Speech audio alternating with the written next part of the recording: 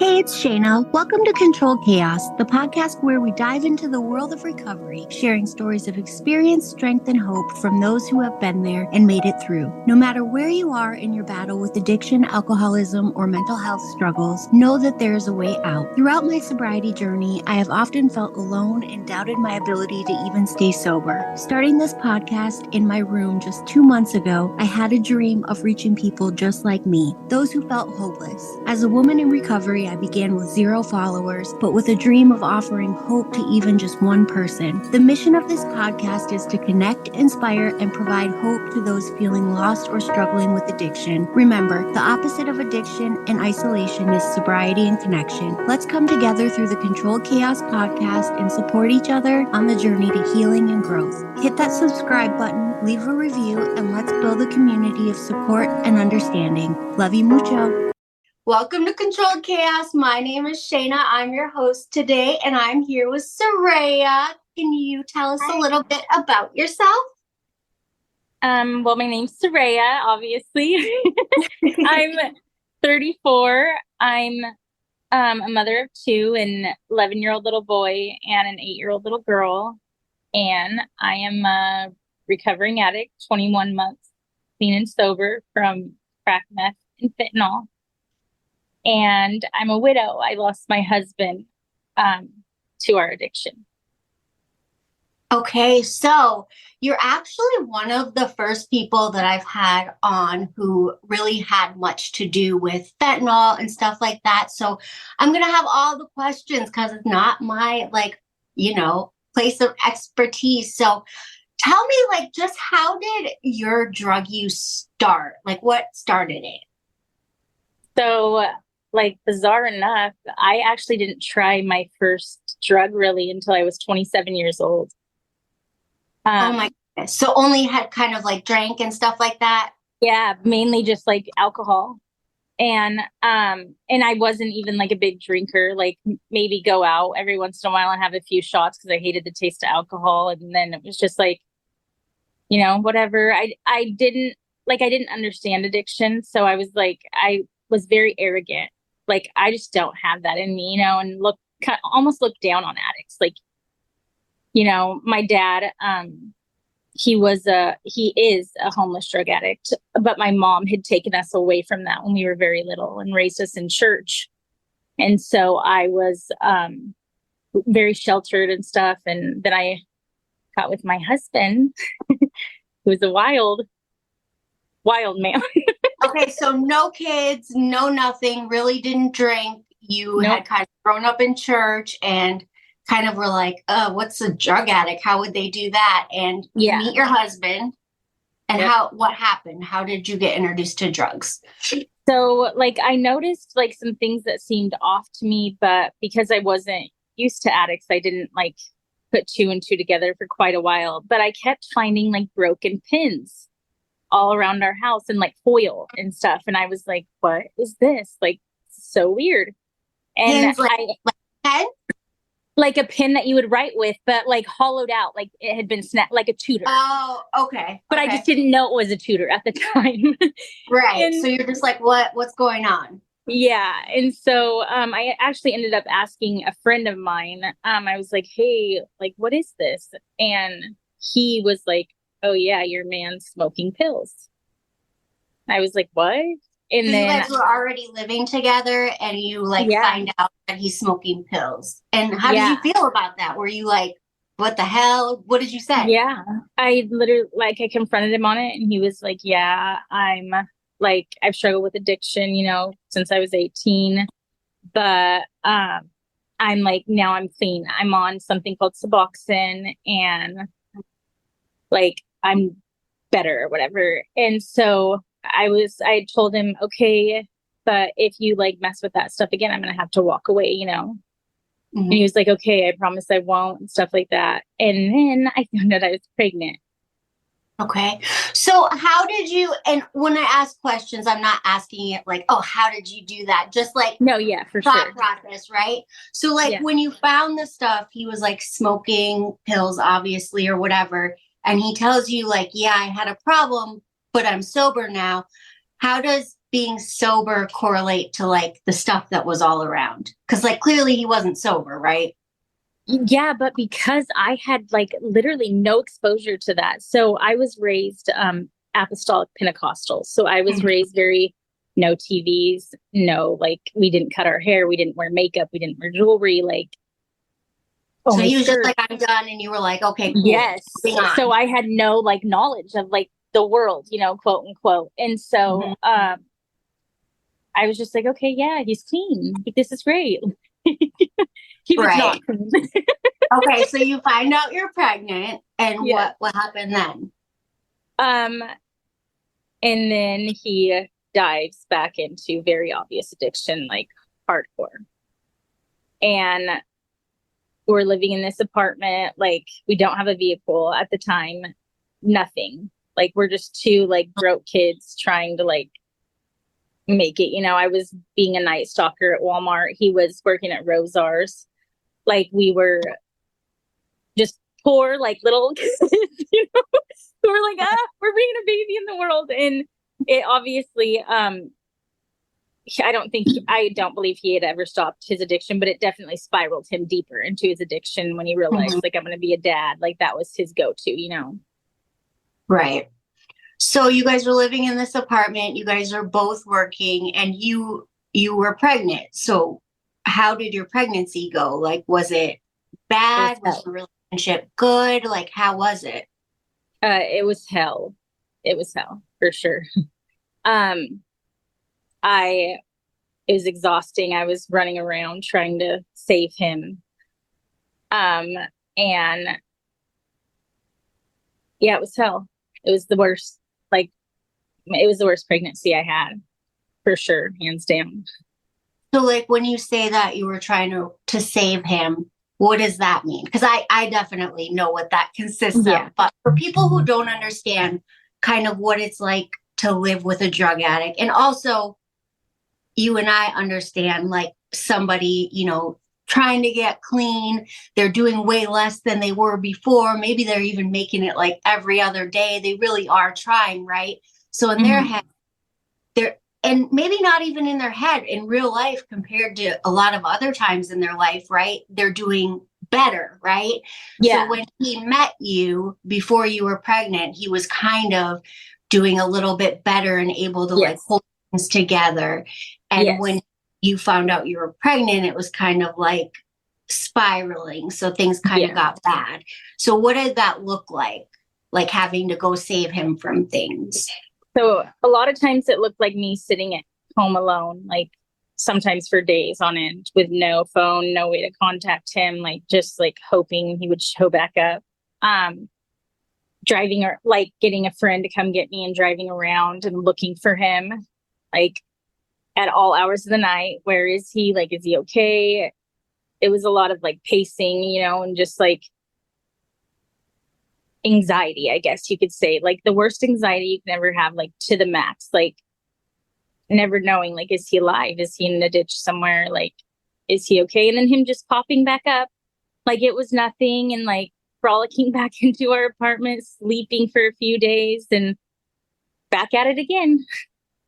Right. So when he came home, he would kind of like sleep things off, and then you guys try to be just a regular couple again? Yeah, it would be like a cycle, you know, he'd come back, we'd play house again, and then something would trigger him and he'd be right back out. And that happened until June of 2011. We had our son August 18th, but in June of 2011, his father, his whole family, all the men in the family are in the union, the carpenters union. Mm-hmm. And so over here in Western Washington, we were living in Eastern Washington in Spokane at the time. And his parents were like, why don't you guys move over here to Western Washington, back where he was raised and all his family was. We'll get him in the union. It's great pay, great benefits and stuff like that, and get his life on track. So we did that. He got in, he got accepted. We moved to his parents' property. They ended up building a little apartment for us above their garage and stuff, getting everything ready for the baby. And he got his life on track and he was doing awesome. So at this time, you still had never used anything yet? No, nothing. Okay. So things are going good. You have the baby. Then what? Yes. So we moved there. Everything's going great. We get married, July 28th of 2011. And then, little Dan, our boy, he comes August 18th. And Dan he wasn't high, but he was wasted in the delivery room because he had been at his uncle's getting drunk because where we lived, it's called House Hill, and it's like a compound almost for his whole family. So, and everybody on that hill struggles from some type of substance, whether it's alcoholism or drug addiction. And so he was down there when my water broke, having a good old time with family. Okay. And then we have to deliver the baby. And he sees his son and he's like in love immediately. You can tell, like he's holding his boy and like bawling his eyes out. And he shapes up for like a year. Dan does awesome, like beautifully, and is an amazing father. And like me and him still butt heads off and on, but for the most part, he's great. Provider, he's working, everything's awesome. And then he just like reconnects with some buddies that he hadn't seen in quite a few years, high school buddies. And so Dan's drug of choice was pills, like Percocets, Oxys.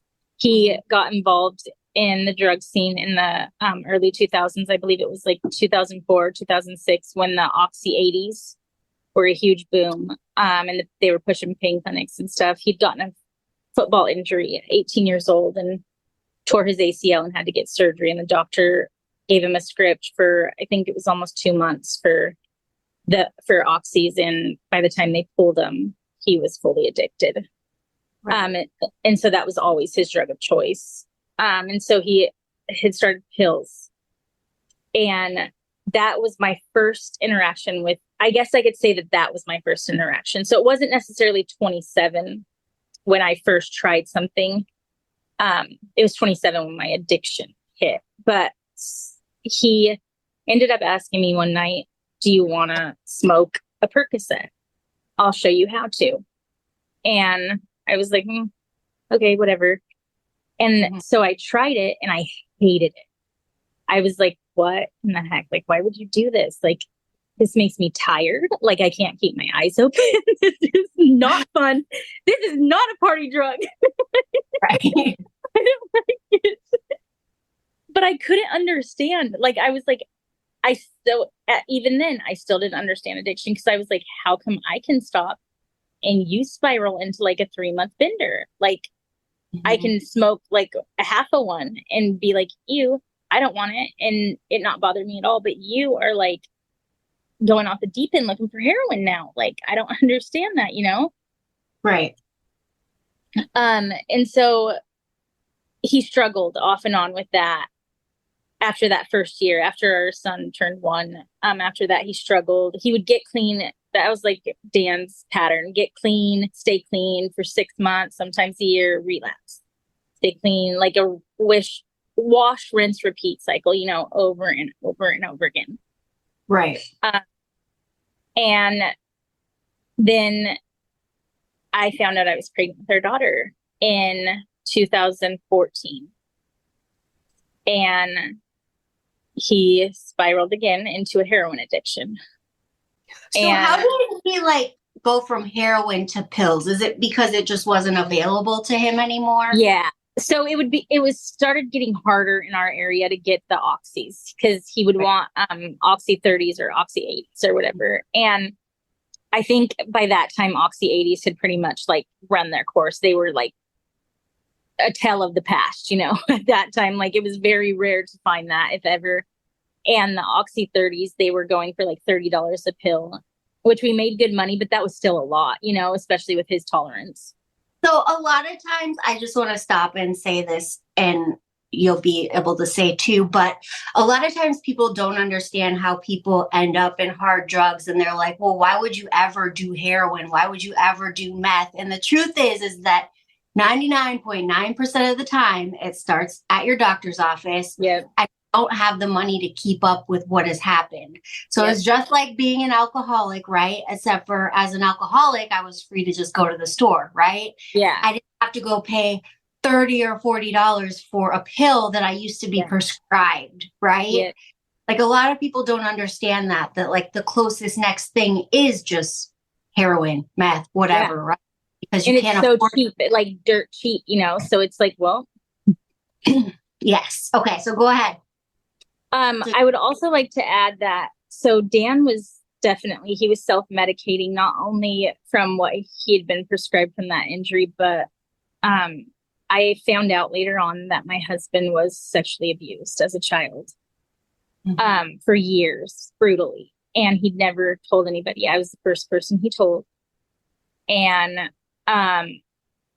he carried around massive shame that wasn't his to carry. And I think when that doctor gave him that script, he realized, all that's gone. My pain's gone. The memory of that, it's numb now. Like I can function. And I think if I could say anything, it's pain that killed them. Yeah. Like a unresolved pain, Yeah. And I think that what a lot of people don't realize is a lot of times drug addiction, alcoholism, it is all fueled by trauma, right? Yeah. It's like 100%. all of a sudden you get that in your system and everything is quiet, right? For the first time. You don't feel like you're going crazy, right? Yeah. Okay. Yeah. I think that's what, how it happened for him. And then I realized that that's what happened because when I fell into addiction, I had been abused as well by my step grandfather for many years. And I also got that silence where I was like, it's gone. Like, I don't have, like, that feeling's gone, woo, which it's not, obviously. But it gives you like a reprieve, right? Like yes, like a relief, like you can breathe finally, But yeah, so Dan fell into heroin and then I left him when I was 6 months pregnant because I was once again doing what I had did when I was pregnant with my son. I was chasing him around everywhere. I had been honestly off and on for the 2.5 years prior. And like so much so that my son actually, like that mother child bond that you get from when the babies are very young, my son actually got that from my mother-in-law and not me.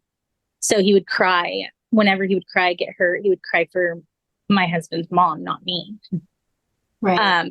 Because I was so, even still at that point, I was so in love with Daniel and just like, I got to save him, and he's like everything to me. And like, he was only sober at this time, like while you were pregnant. Excuse me, what? Were you sober while you were pregnant with yes. your daughter? Okay, yes. So you were sober and chasing him around? Yeah. I was sober chasing him around and I'd found him in like a local like dope house, doped in. And I remember I walked in, I was 6 months pregnant and I busted in there and I distinctly remember it was so dark in there. They had the windows closed up and there was piles of kids' toys and clothes everywhere. And there were addicts just strung out all over the place, just laying around. And I remember like looking at it and being like, this is off. There's no kids here. Like, why is there kids' toys and kids' clothes and stuff everywhere? And I walked back into a back room and my husband was smoking heroin in a closet with a girl from high school that was shooting up right next to him. And I literally pretty much dragged him out of there. Right. And was like, no, like, you're coming home. Like, we're going to get you better or whatever. He came home and he played the part and he started telling me that he was going to meetings. I'm going to meetings. And he would leave at night for a couple hours and then he'd come back. But I would be like, it always seemed like he was high when he would come back. And I was like, So I followed him one day and I followed him and he was meeting a dealer is what he was doing and getting high for a couple hours and then coming home and saying he had went to meetings. And so I left I was like, I'm done. When you want to have a family and you want to get clean, let me know. And I drove the 7 hours back to Spokane, to where my mom was. And I stayed with my mom. It took about a week and a half. And then he called me and he was like, I want my family back. This isn't what I want. I'll do whatever. I'll go to treatment. I'll get help. Whatever you want, whatever you say, I'll do. And he was like, I don't really want to go to treatment because I need to provide for my family and I need to keep working. But if you want me to, I will. So at that time, I had looked into the Suboxone program and I was like, okay, he can get on Suboxone through a doctor where he's not buying it off of an addict off the streets like he was before. You know, if we get him on this Suboxone program, he'll be drug tested and maybe it'll help him. And so about 2 weeks before our daughter was born July 11th of 2015, he got on the Suboxone program. And it was like night and day. I will say that I'm a complete advocate for those programs if you work them correctly, because it truly saved Daniel's life at that time. It saved our marriage, everything. And he got on the program. He followed his doctor's orders. He was doing nothing else, just his Suboxone. And he started like, I had never really met Daniel. And to this day, I don't think I really did either because he was on Suboxone. But I think, the closest that I was ever going to see to who Dan was at his core, you know, and I liked him. So it was awesome, you know, and he was a great dad and like phenomenal dad. He coached our kids' sports teams. He was awesome. And then in 2017, it was Thanksgiving of 2017, actually, we had bought a house. We were doing great. And we invited everybody over to our home. And we hosted the family Thanksgiving there. Well, my kids were out of town. They were at my mom's in Spokane for that whole week. She had taken them. And so we were there just having a good time, you know, having drinks, hanging out with family. And my brother-in-law had showed up, and my brother-in-law is pretty much a lifer addict as well. He's my husband's older brother and extremely like steeped in addiction. Right.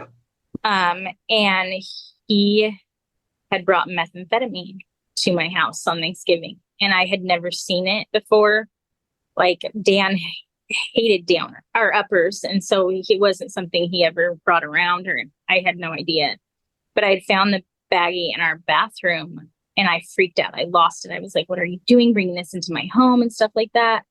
Right. Well, about 4 other family members, they were like, "Hey, come here. Have you ever tried it?" I was like, "No." And they were like, "You should. It's kind of like, just like, you know, you've heard about Coke. It's just like a more extreme Coke, kind of."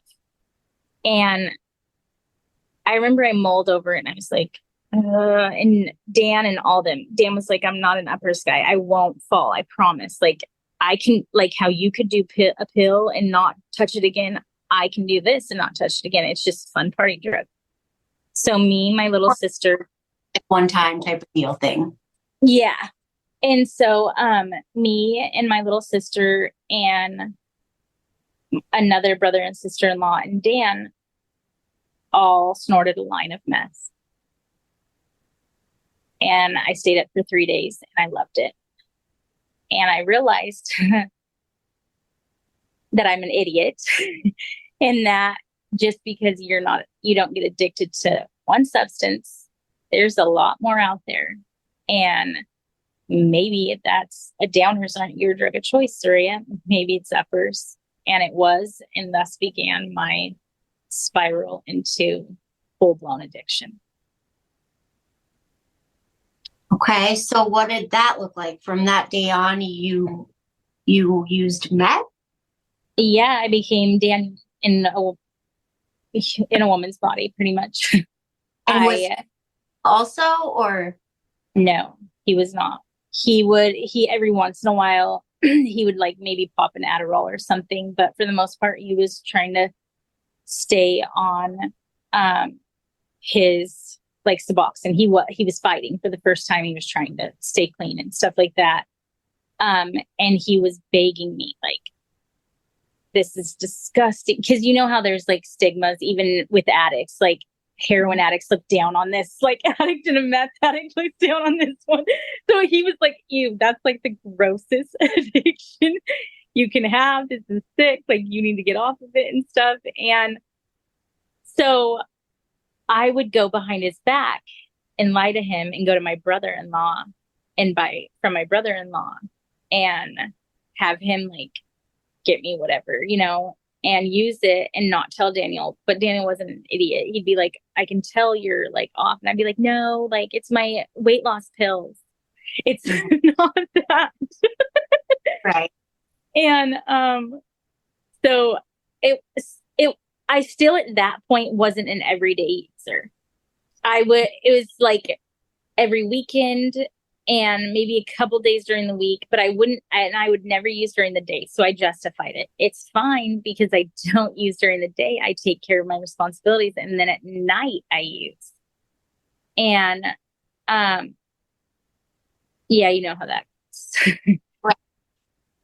It just like spiraled, you know, and got progressively worse, for about 2 years. And then in 2019, we had a very traumatic event happen and it shook me to my core. And I was like, we have to get into church. We have to go to church and change our lives completely. Like, we can't live like this anymore. And 2 days later, we went to church, and the same type of church I grew up in. So it was like from one extreme to the very next extreme again, you know? And we did good. We immersed ourselves in that. We were clean. He was still on Suboxone, but other than that, we were clean. We had our kids in the private school there. We ended up buying like a bigger, more beautiful house. You know, I was working, ironically enough, for a long CPS. So I was a family time visitation supervisor. So I would pick the children up who were in foster care and bring them on the visits with their biological parents, write reports. I'd offer like treatment options to the parents, drive the moms to treatment, stuff like that. I loved it. It was a great job. You know, we were making good money. We were traveling out of the country every year, going to Mexico or wherever else, you know, family vacations and stuff, doing really good. And then in October of 2021, my husband's brother introduced him to fentanyl. And it's so hard to put into words. Because I explained how Daniel had like struggled and I watched him like in the throes of addiction before, but I had never, ever seen something grab a hold of my husband so quickly.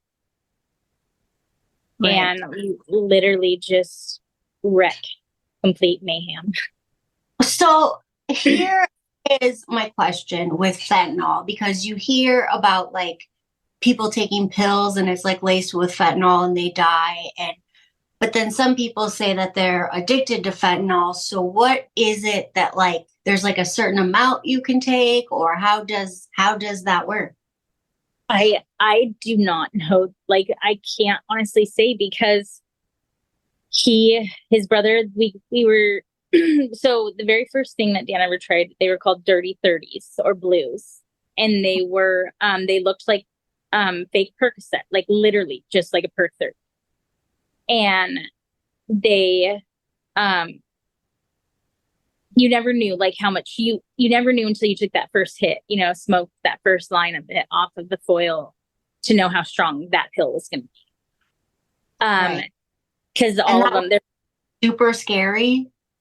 No, because at that point, so in 2011, when I'd first, 2 months after I'd met Dan, my grandfather actually died from a fentanyl overdose, but it was from the patches that his doctor had given him. And he had put, my grandpa was an addict and a pill addict, you know, like a doctor supplied him with all of his addiction, and he was trying to get off of it. And for whatever reason, they had given him fentanyl patches to help him get off of the pills.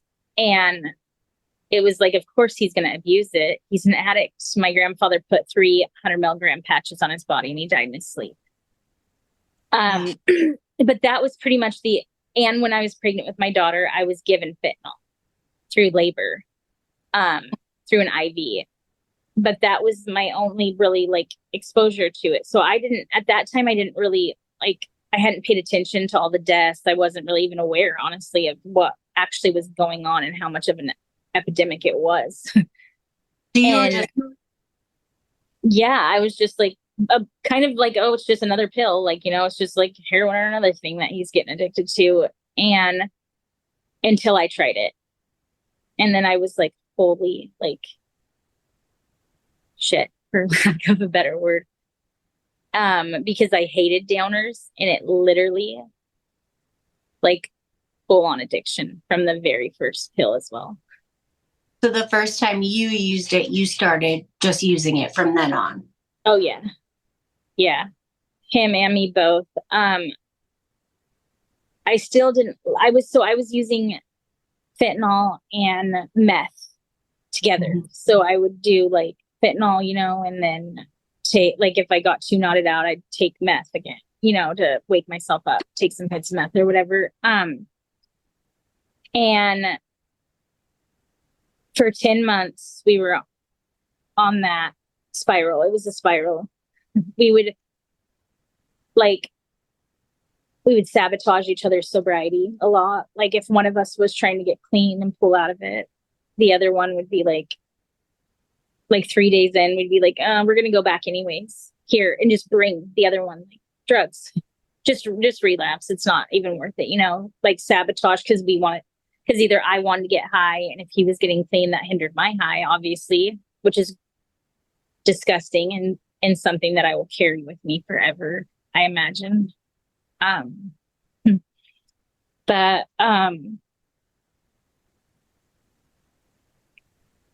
it's okay.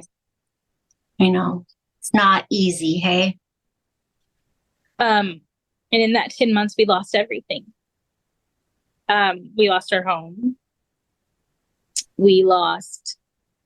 Dan was barely working. He was in and out of work. Like, thankfully, he was in the union and he was vested and journeyed out. So he had a way more leniency than me. But I was like, there's no way I can work. I'm working with addicts. Like, right.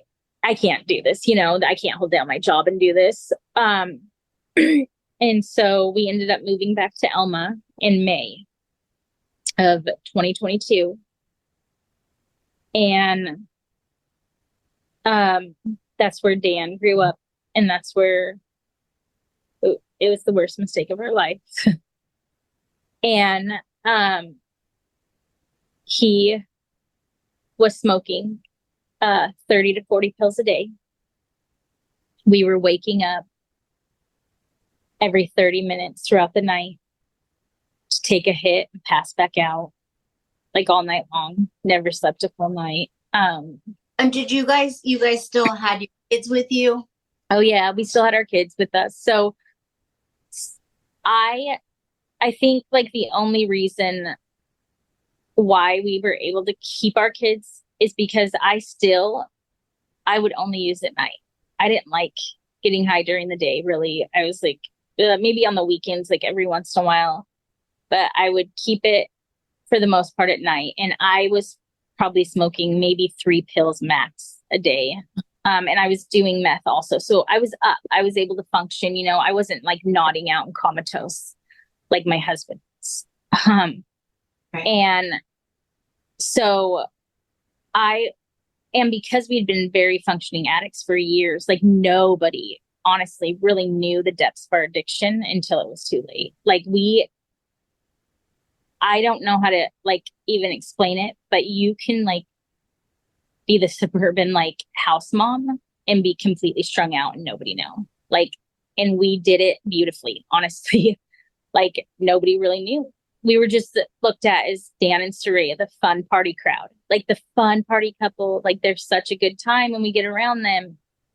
And Dan was still like coaching our kids at sports. He was still very involved. Like we never had tweakers over at our house. We never we weren't those we weren't we were in the throes of addiction, but not like that. We knew how to save face.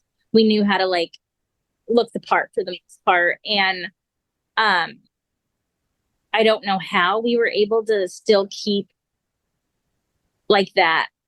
We need to keep our kids safe mentality, because a lot of times that goes out the door, Right. And looking back, I'm like, okay, yeah, we didn't let like other addicts in our home, and we kept like we sat at the table and ate dinner. But girl, I cannot tell you how many pills we probably lost like around our house. Like, God forbid our kids would have like grabbed one of those, they'd be dead, literally, quite literally.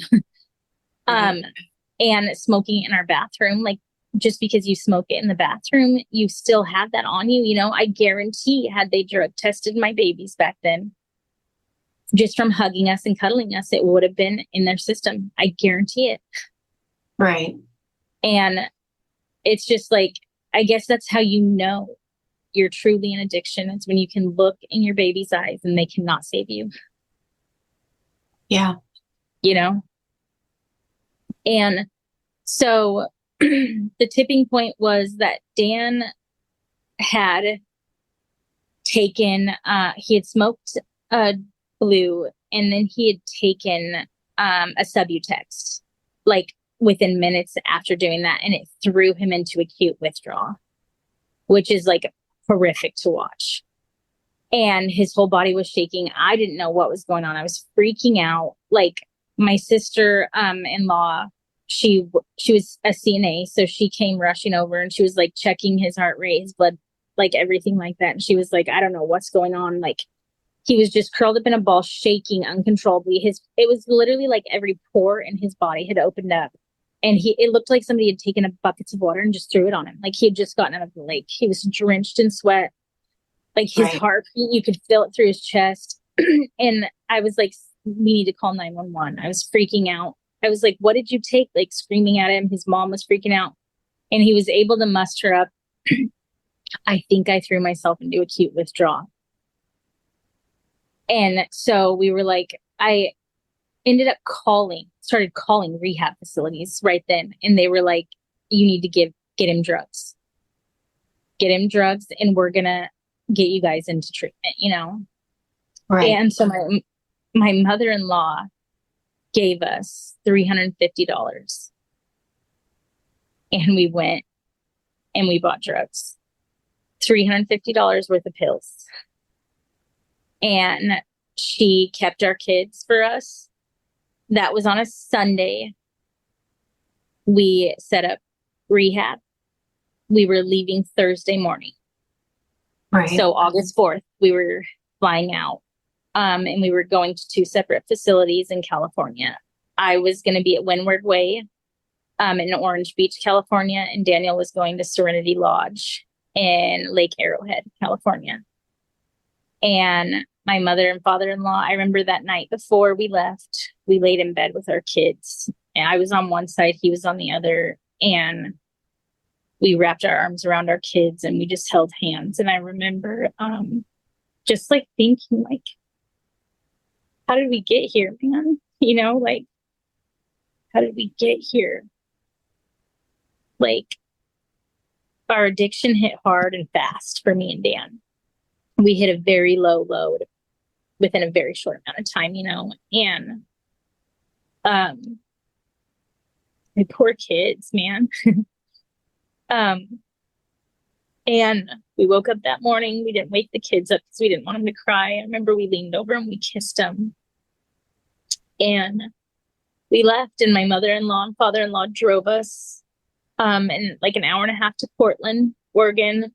We were smoking pills. They were stopping us at rest stops along the way, the whole way. Smoking pills, smoking up the rest of what we had. We got to the airport. Dan still had, I believe, 8 pills in his pocket. I went through security, and he sat in the airport bathroom and smoked up 8 pills. And he came through security. I don't even know how he was standing at that point. We got on our plane. I remember we just held each other like in our seats, and we we got off in Los Angeles. And his bride came and mine wasn't there yet. And I remember Dan was shaking so hard. And he was like, I'm scared.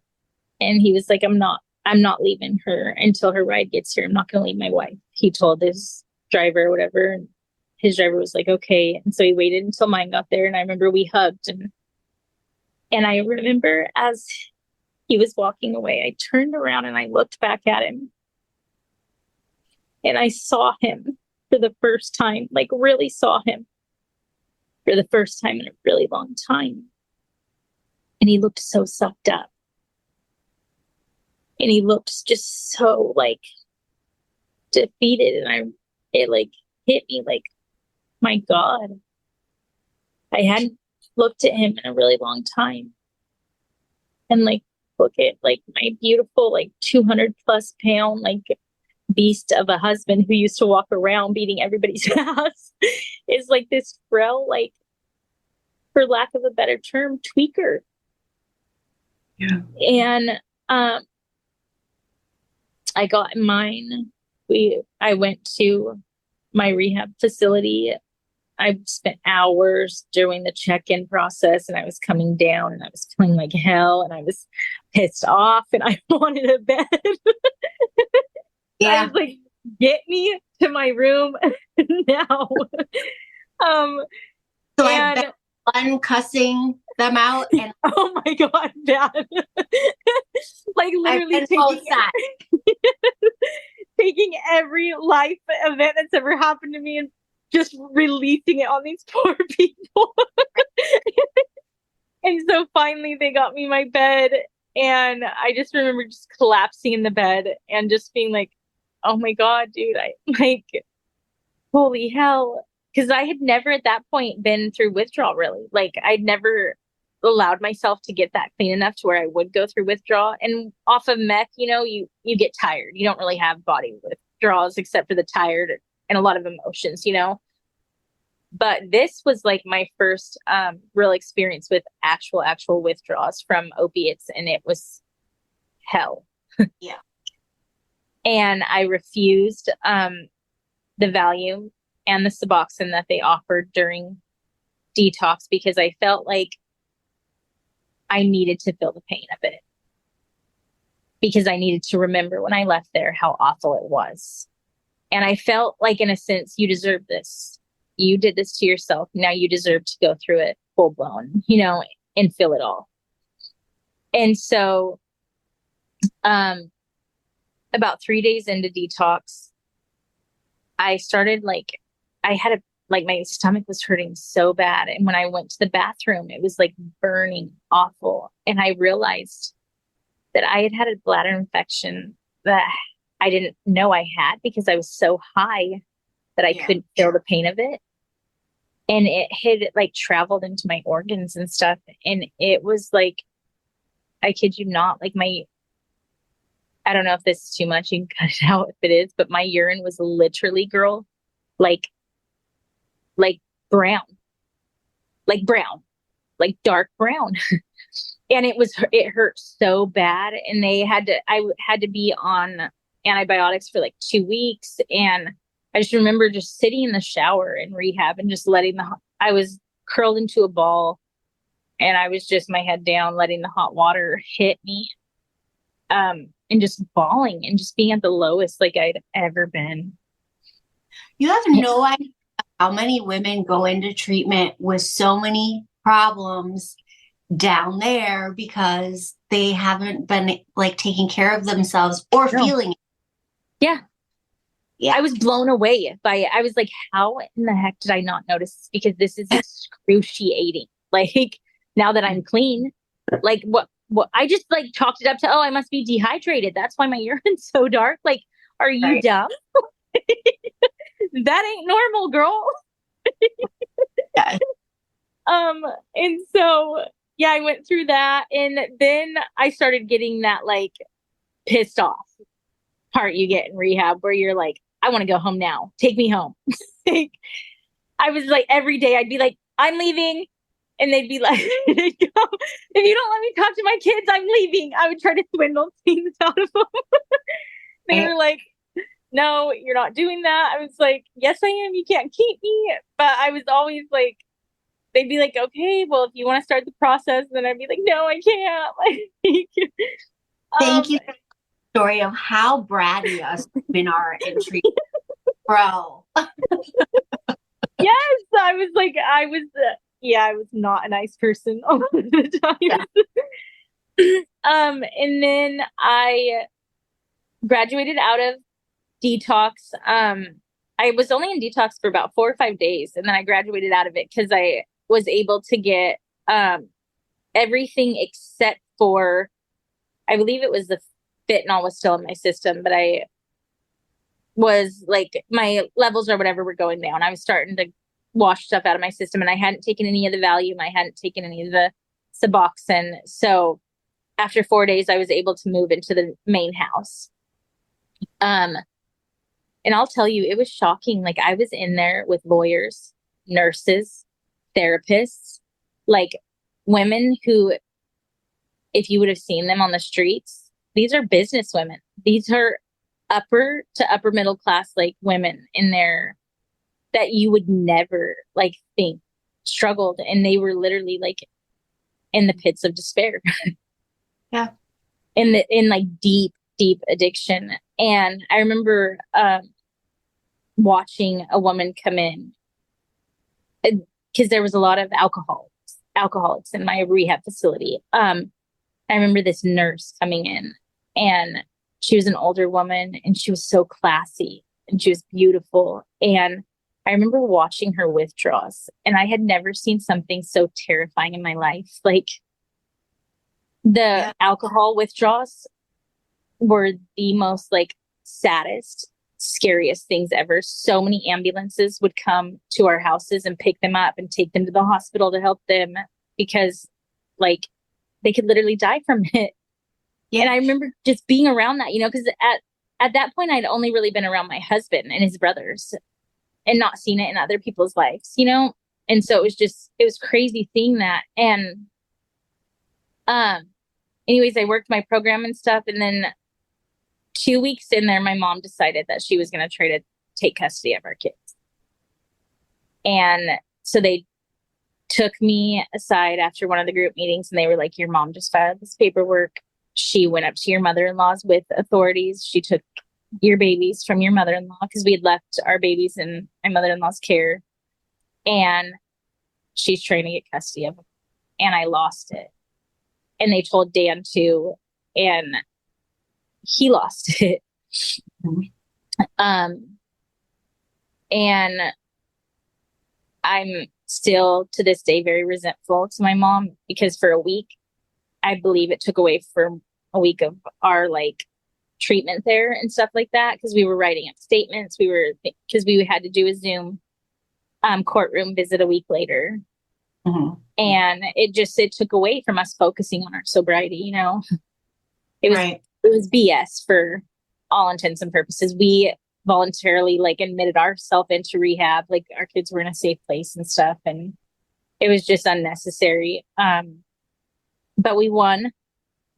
We went in. The judge told my mom to give our children back to my mother-in-law within 2 hours, or else she'd be charged with kidnapping. And he wished us like the best of luck. And it was a relief and stuff like that. And then we still had, so we had only signed up for 30 days. Mm-hmm. So at that point we had about a week left, I think. But both of our rehab facilities were trying to encourage us to stay longer. You guys need longer, Right. And I was still cocky.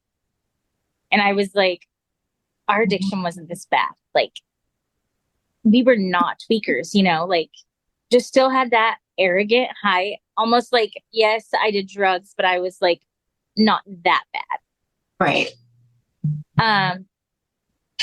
And I remember being on the phone with Dan, and I was like, like, we are not like these people and stuff like that, like telling him that. And I remember him just quietly telling me, but we are. You can't think like that, baby. You can't think like that. We are them. And I was like, okay, whatever, you know. And then a couple of days later, he just out of nowhere was like, we're going home. Call my mom, tell her to buy us a flight. We're leaving. And the rehab facility was like, they called me in because we had gotten flights, and I was like, okay. He was getting a ride down because Arrowhead was like an hour and a half away from mine. So he was getting a taxi, driving it down to me, going to pick me up, and we were going to the airport. And my rehab facility, my patient advocate or whatever, had called me into the office, and they were like, Sarahya, he just got his, is it FMLA or something that they give you when you're in there, like his funds from being in here through his job and stuff like that. So Right. he had got a deposit of like $5,000, and they were like, he's going to relapse. And I remember being so offended, being like, no, he's not. Like, I cannot believe you would say that. And I remember my patient advocate, her name is Andrea, and she was like, Sarahya, I've seen this for years. She was an older woman. She was awesome. I thank God for her, like, still to this day. But she was like, he's going to relapse and he's going to die. And I was like, no. That's not the case or whatever. And I missed him, you know, I missed him. That was the longest we'd ever been away from each other, ever. And I just wanted to see my husband, man. And so I was like, whatever. So I lied to them, and I was like, I'm just going to go have lunch with him and try to convince him to come back. Well, I knew damn well I wasn't. My plane was already, like, plane ticket was bought, but I didn't have the guts to tell them because I respected these people so much to be like, Right. screw you, bye. So I was like, I'm just going to run away. Get out there. And I did. He came and he picked me up, and he looked great. He looked awesome. Like the best I had seen him in years. He was back up to 200 plus pounds. He was tan. He had been working out while he was there at his facility. He looked great. I was like, oh my God, like, he looks so healthy, he looks so good. And he was funny because, so I had ended up choosing one of the only chain of rehab facilities in California state that didn't allow Suboxone. Right. So they had detoxed Dan off Suboxone, which was hell. He was in detox for 2 weeks because Suboxone seeps into your bones. Yeah. And at that point, he had been on it for like 6 years, I think 6-7 years. And he was in so much pain while he was in detox that from his trying to control his restless arms and restless legs, he was pushing down on a sink in his bathroom because we had our own private suites and stuff like that in the rehab facility. And he had ripped his sink out of the wall, like actually ripped it out of the wall from shaking and holding it so hard. And I got his journal after he passed, and he wrote all about it, just the pain and like the panic attacks and everything that he went through to get clean like that, you know. And so he looked awesome, and he was like, I will say, for those few days, for about 24 hours, I met Dan for the very first time. And he was funny, and he was like witty, and he was cocky, and he was like, I was like, I thought back a lot, and I was like, I would have loved him. I think, you know, like that Dan, that new version of Dan. I wish I could have like known him longer, you know, and I wish he would have like seen what he was clean. Mm-hmm. And so we got on our plane, and we were so hopeful, like, for our future and stuff. And we arrived home on the 26th of August. We had went to treatment August 4th, arrived home on the 26th. And we got picked up from the airport at about 1 a.m. on the 27th, I guess you could say, that Saturday morning at 1 a.m. from my sister-in-law. And something changed in Dan when we arrived back to Washington State off of that plane. And I saw it. He was very sad, very, very sad. And I remember we were driving home from Portland, and I had my head in his lap, and he was listening to Something in the Orange by Zach Bryan. Mm-hmm. And he was just looking down at me, and he was just bawling. just silently bawling, just tears were running down his face. And I just kept wiping his face and whispering, like, what's wrong? And he just like shook his head and just cried. And we got home, we went to bed, and then we saw our kids the next day. We surprised them. And they came running into my mother-in-law's bedroom, and they stopped dead in their tracks. And they just started bawling. And they jumped into our arms, and Dan was crying, and he was holding them, and he just kept saying, I'm so sorry. You guys are enough. You've always been enough. You've always been enough. It was never about you. It's never about you. And I remember my little girl wrapping her arms around her daddy's neck. And she grabbed his face with her little hand. And she said, I'm so glad you're better, Daddy. I'm so glad you got better. And my husband was like, never again, you guys. I promise, like, never again. Daddy's good and Daddy's clean and stuff. And it was beautiful, you know, and we spent time with them. And we were living in a motorhome at that time because our plan before we went to treatment was we were trying to build a home on some property. And so we moved back into our motorhome on my in-laws' property. And my mother-in-law had cleaned out everything while we were in treatment. She'd gotten rid of all drug paraphernalia, like thrown everything out, like cleaned everything. And I was vacuuming. I was going over everything one more time as we were moving our stuff back into there and stuff. And a pair of Dan's socks fell off of the little couch in the motorhome, and it rolled up under this like ledge thing that was in there. And Dan reached down to grab the socks. And now, mind you, I had vacuumed over this spot 3 times already.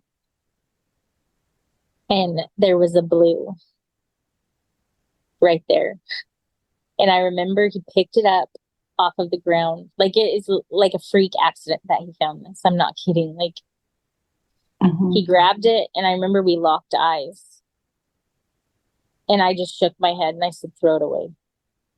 And he was like, you don't think we should try it? And I was like, just throw it away. And he sat it in our closet. I remember he looked at it for a little longer, and he just sat it up in our closet. And he stewed on it.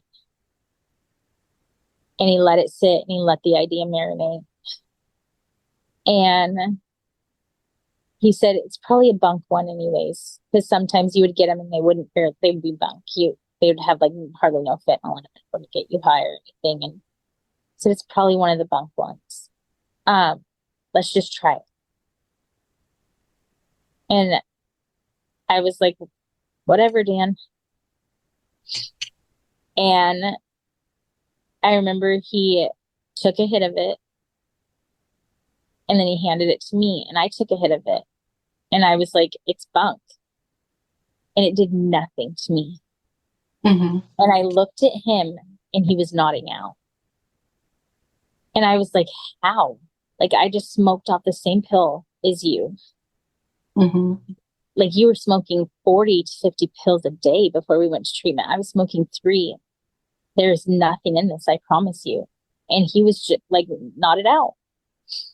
And I was like, I don't want that. Like, it doesn't even do anything to me. It's gross. And he finished that or whatever. And he was like, and then once he came back to, he was like, that was so stupid. Like, we are never doing that again. That's stupid. I was like, yeah, that was stupid. Like, what, And so we went into the house, and then we were looking up meetings. We were like, we got to go to meetings tomorrow, Sunday. And we found one that had a W in front of it. Well, we thought that meant like everyone's welcome, like welcome, not women. Oh, okay. We get ready on Sunday, and we go to our welcome meeting and realize that it's just for women. And so we're like, oh my God, like, we're idiots, obviously. So we're like, okay, whatever. we'll just go to another one later on in the week. It'll be fine. So we leave there and everything like that. And we get another deposit that we weren't supposed to get until Thursday or Friday of like another $5,000. And Dan's like, we're driving home from Olympia, to Elma where we live. And we're like, Dan's like, should we get 2 pills just as like a last goodbye, like our last hoorah or whatever? And I was like, why? Like, that's so stupid. Why? And he's like, I don't know. Don't you think like it'd be kind of like fun one more time just to do it for old time's sake or whatever? And I was like, dude, whatever. Because at this point, I truly didn't have the fight in me to fight him.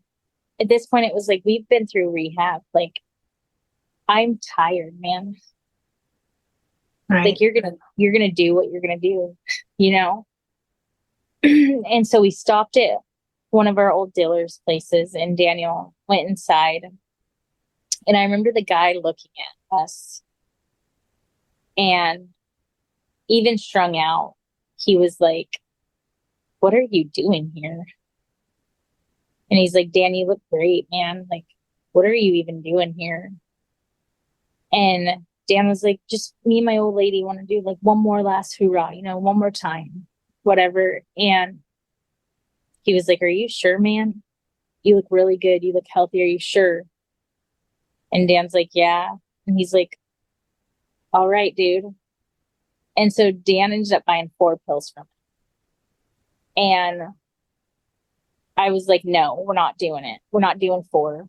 Like, you said 1 and 1. We're not going to do 4. You know, it's just stupid logic, whatever. Like it mattered at that point. And so I made him throw the other 2 out the window. And he was like, but he threw them out, and we went home. And again, they did nothing to me. I was like, I don't feel it. I don't understand. And again, he was laid out. And I didn't understand it. And again, when he came to, he was like, that was stupid. Well, he started work back up that Monday. So he was like, I'm starting work. Like, this is dumb. This is over with, you know? So I was like, okay, we were hopeful, you know, whatever. He went to work that day, came back. He seemed awesome, but he was still so sad. And he had told me, he said, I want you to listen to this song. Put these headphones on. I don't want our kids to hear it, but listen to this song. This is how I feel. And I put it on, and it was called Popular Monster by Falling in Reverse. And it was like one of the darkest, saddest songs I'd ever heard. And it was literally just about how, like, I look this like a certain way on the outside, but nobody knows, like, I'm dying inside, and like I'm fighting these demons, and like the only way they're gonna shut up is when I'm in a casket, basically. And I remember I took off the headphones, and I was like, damn, that is like so sad. Like, what in the world? Like, right. It's so dark, you know? And he was like, I know, it's just how I felt or whatever. And then, ironically enough, again, we ended up watching, it was called The Best Graduation Speech of All Times. And it was a African-American gentleman giving a speech about, like, how his dad taught him to be a servant, you know, and to give, and to like always give back and hold your head up high. And on that video, that YouTube video, he tells the story about how his wife died and how he stood at his wife's casket with his 2 little boys, the love of his life and stuff, and just how that rocked him. And I remember looking at Dan and being like, could you imagine? And I hugged him super tight, and I was like, oh, I could not handle like not having you. That'd be so sad. And I was kind of crying, and I was like, I love you so much, you know, and stuff. And he was like, yeah, that would be awful. And I remember he shook his head. Well, one of our old dealers, she was a girl. She ended up calling his phone that night. And it was actually because my kids had their dad's phone and they were making prank calls, and they just so happened to dial her number and do a prank call and hang up. And so she was calling back, and my husband answered, and she told him, I got these blues, but they're mega blues. They're the strongest strand we've ever had. Like, you've got to try them. And she convinced him to try them, you know. And he came in to our little trailer. I just gotten out of the shower, and I was sitting there, and he was like, I'm going to go. Nicole called me. I'm going to go and I'm going to get some blues. And I remember I just put my head down and I just started crying. And I was like, it's going back to how it was. And I was like, I'm going to lose you, Dan. I'm going to lose you this time for good. He was like, no, you won't. I promise you won't. And he was tying his shoes, and he looked up at me, and we locked eyes, and he was like, if you tell me not to go, I won't do it. All you have to do is tell me not to go. But we had just gotten out of treatment, and it had really been drilled into me, you know, like, you can't save him. You can't save anybody. That has to be a choice they make themselves. Right. And so I just put my head down and I said, I can't make that choice for you. You know, I can't. I can't tell you not to go. You have to do that on your own. And he sat there for a few minutes and he put his head down and he started tying his shoe again. And he said, I'll be right back, baby. I promise it'll be the last. And he left and he came back a few hours later. He walked up to his mom. Me and his mom were sitting in the garden. And he gave his mom a hug. And he told my mother-in-law, because my brother-in-law, the one that I told you was steeped in addiction as well, he was in jail. And my other brother-in-laws had been working on their sobriety from alcoholism and stuff. And so he gave his mom a hug and he told her, Mama, all your boys are sober tonight. You can finally sleep and rest your head. None of your boys are going to die tonight. And my mother-in-law gave him a hug, and that was the last thing he ever said to her. And we went inside of our trailer, and he started smoking a blue, and he stopped and he went to tuck our kids in for bed, and he went to give our little boy a hug. And my little boy, he jumped up and he said, you did it again. So he could smell it on his dad's breath. Oh. And my husband said, no, I didn't, buddy. He said, I could smell it, Dad. Yes, you did. You did it again. And he's freaking out. Why would you do that? We're going to get taken from me. Why would you do that? And my husband told him, you're going to have to trust me, buddy. I know I lost your trust. Now, mind you, he's full-blown lying to our kid, obviously, right? At that. He says, you're going to have to trust me, buddy. I promise. We're not going back to that. And my little boy refused to give his dad a hug or a kiss. Said, no, I know you did. You're lying, whatever. And my boy fell asleep mad. And Daniel came back to our room and he began to smoke again, and he started overdosing right in front of me. And I had a glass of ice water and I threw it in his face. And I actually socked him because I was like, come to, like, what the hell is going on? I'd never really seen that happen to him. I was freaking out.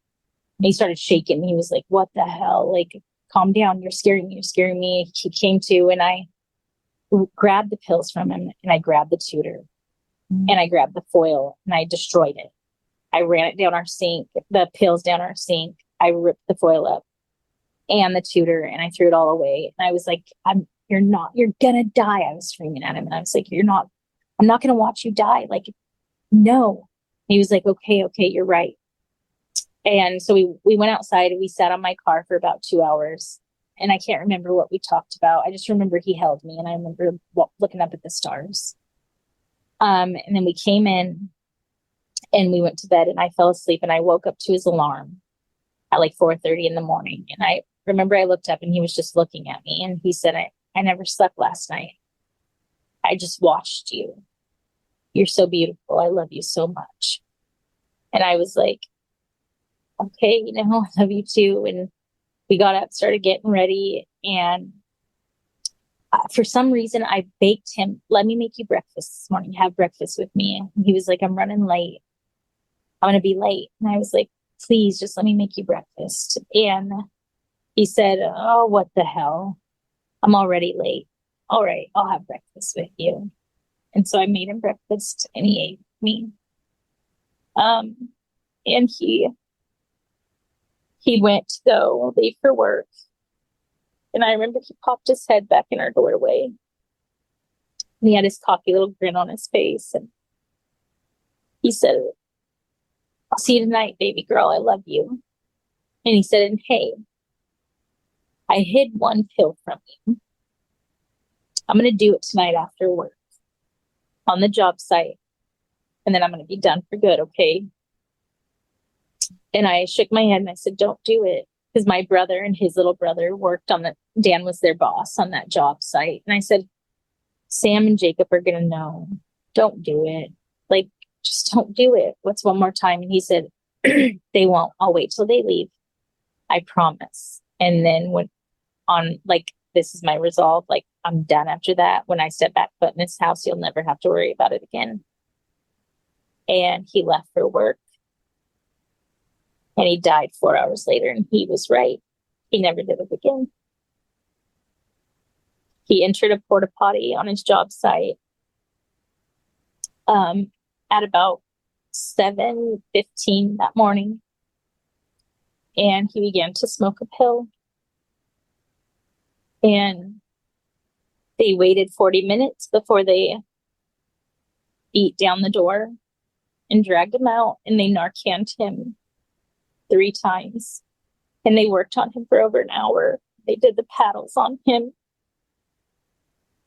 But he was pronounced dead at 8:07 a.m. And at 8:07 a.m. I woke up and I sent him a text that said, I love you. I am yours and you are mine. And I've never seen my husband again. And my little boy woke up to the news that after not giving his daddy a hug or kiss the night before, that your daddy is gone. So is that when have you stayed clean since then? Yes, that was the best and worst day of my life. That is the day that I made a resolve with myself that I would never again. And the day I lost him, obviously, it was almost, you could look at it as like Daniel's last act of love. He saved my life by giving his, which really, obviously, it's not what he wanted. It's not what I wanted, but it's what happened. And it's a tragedy, but there is beauty in tragedy sometimes as well, you know? Right. And just because I know you and I've talked to you, I know that you have a lot of guilt around what happened. Massive. Yeah. And how have you been dealing with that? I don't. I just can't bury it. I don't. I know for my sobriety's sake, I'm going to have to address that, or else eventually I imagine it will drag me back down to my addiction. You can only fester that for so long before you want to numb that. So I'm very aware of it, and I'm actually supposed to be starting counseling specifically for that within the next week or two. So I'm hoping that I come to some place of peace with it. I'm not sure how you do that. How do you do that? A life was lost and you played a role in it, you know? Yes, Daniel had a choice, but I also, I watched my husband struggle for years, and I still chose to take that leap into addiction. How do you not, how do I not always think of the what ifs? What if I would have told him, no, please don't go that night? Right. Would he have never went? I don't know.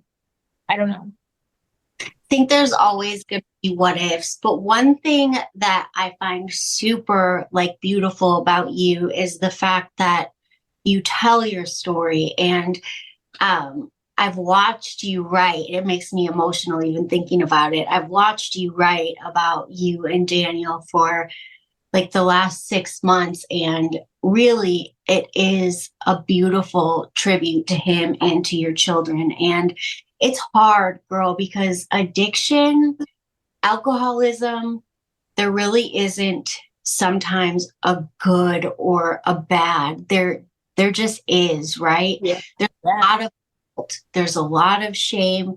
There's a lot of guilt and shame in my story, and nobody died, right? But I hurt a lot of people.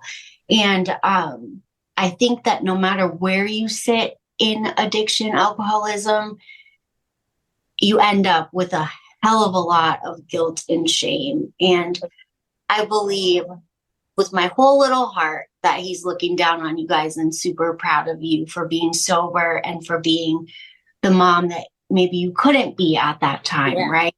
Yeah, for sure. Yeah. I think that's probably like where a lot of my guilt lies also, is like one day I will have to tell my children my part in their father's addiction and how I used with him until the day he died. And I just hope they offer me mercy when that day comes, you know? But like how, like looking in their eyes is probably what gets me the most, because that's a pain. Like as a mom, you want to take away your kids' pain, right? Yeah. Like there's always like a solution. Well, I don't have a solution for that, you know? Like I can't bring daddy back. Right. Like he's not coming back, you know? And yeah, it's a mess. My grief journey, my sobriety, I'm doing great, girl. My grief journey is not the best. Yeah. So if there was anything that you could tell people about addiction, about, you know, your journey and what you've learned, what would it be? Just if you've never been there, don't judge it, man. And you do not know, like, for one, some of the most beautiful people I know are recovering addicts and alcoholics, you know? Mm-hmm. You don't know the pain or what got them there, what injury, what prescription, what doctor, what professional led them into their addiction, you know? Just, man, just be nice. Like, don't sit on your soapbox as you overeat and you do your scratch tickets and everything else and look down on us, you know, because society has put a stigma, you know, like, just like offer mercy and grace where you can. And if you've never been there, don't try it. Like, it's not worth it. It's not a fun party drug. Like, none of it is. Not coke, not meth, not heroin. None of it's a fun party drug. Like, addiction, you use it to try to take away pain, and it normally causes more pain than you ever had before, you know? Right. And it will take you to places you never intended on going. Right. So just don't go there. And if you are in the throes of addiction, like, man, like, there is always hope. Like, there is always hope, you know? And I know it seems dark right now and you're fighting. But I promise, like, if you'll reach out, and it's scary, it's so scary to reach out. I know that because of the stigma surrounding it. But if you'll just reach out, you will find your people, you know? Like, and your life still holds so much value, and you are still, like, worth so much. You always have been, like, and restoration and redemption will find you even in, like, the biggest tragedies, you know? And if I can do it, there's nothing so hopeless about you that you can't do it. Well, thank you so much for coming and telling us your story. As we conclude this powerful episode of Controlled Chaos, a recovery podcast, I want to extend my heartfelt gratitude to each and every listener who has joined us on this journey of resilience and renewal. These stories are shared with the hope that someone out there struggling in the shadows of addiction may find a glimmer of hope and inspiration. If you're listening and in need of support on your own path to sobriety, please remember that you are not alone. Visit my website at www.controlledchaoscoaching.com and schedule a discovery call today. Together we can explore the possibilities of healing, growth, and a brighter future ahead. Thank you for being a part of this community, for your courage in facing your challenges, and for believing in the power of transformation. Remember, there's always hope, and help is within reach. Until next time, stay strong, stay hopeful, and keep moving forward on your journey to recovery. Love you mucho.